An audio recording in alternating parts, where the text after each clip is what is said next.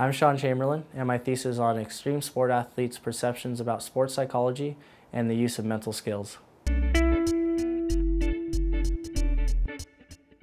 Growing up, I was always around extreme sports, and I knew that growing up I wanted to do something with sports psychology. I've been always interested in why people do things, why I couldn't do things, like especially when I was like BMXing or snowboarding. There's always that point where I couldn't push myself. So I've always just kind of been interested in how athletes can do that, how they can have that mental edge. And there's a lot of research out there on traditional sports, but there's barely any to none on extreme sport athletes. Extreme sport is a sport that has a high inherent danger, so they tend to put themselves in danger, and they don't have a lot of rules, and it's a lot of just one-on-one, no teams. My studies on amateur freestyle motocross riders. I'm just interviewing them to understand their perceptions, see what they know about sports psychology, and then if they use mental skills. It's a qualitative research, which is really big in sports psychology, unveiling people and understanding them just by asking them questions. Research that's been done on perceptions of sports psychology or consultants is very negative. A lot of people, they'll look at us as clinical psychologists, eating disorder, things like that. We're completely opposite. We're there to help sport, we're help peak performance, and help your mental edge. And a lot of people don't seek out help until there's already trouble. A lot of coaches do use it, and a lot of athletes do use it. They're just not aware that they're using it, which is a really big thing we're trying to push. You guys are using it. It's very important that you use sports psychology because of how it can help you in your sport, in life, and everything you do.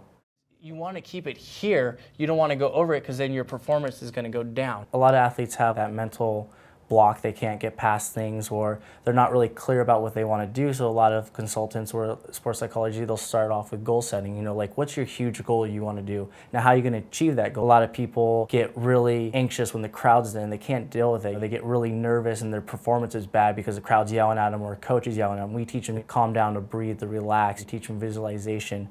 In any sport, it's mental. Anything you do is mental. Are you confident with yourself? Can you do things? When you're completely in the moment, that's what they call flow. So there's 9 areas of flow. It's being fully focused, it's having goal setting, it's being autotelic. It's everything feels right. You're immersed into what you're doing because you are so prepared and your challenge and skill balance is met. So whatever you're doing, your skill meets it.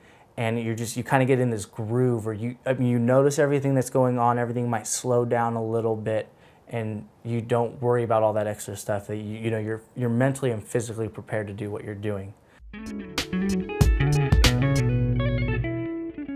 it's a semi-structured interview, which is only about 12 questions long. I'll read a definition about sports psychology so that they're clear, and then I'll just ask them, have you ever heard of sports psychology? What do you know about it? How'd you hear about it? Do you use mental skills before? And someone will be like, oh yeah, totally, man, I use mental skills. Or someone will be like, no, I don't. And from there, what I try to do is probe them by trying to build it out of them. Take me step by step. What do you do before you get on your bike? Well, I check my bike. I'm going through my trick list. I'm visualizing the course. And all through they're doing this, they're actually talking about sports psychology and using mental skills. They're just not aware of it. A lot of people are picking up a skateboard before they're picking up a bat. There's research that shows there's decrease of the traditional sports because everyone's moving over to the venue of extreme sports. There's this huge boom. We need to start looking over there and helping with these athletes as well. These athletes are part of high-risk sports and that's part of the culture, but we need to help with their performance and we need to keep them safe as well because that is the new generation, Generation Y. That's who's going to be taking over sports. So we need to work with that population.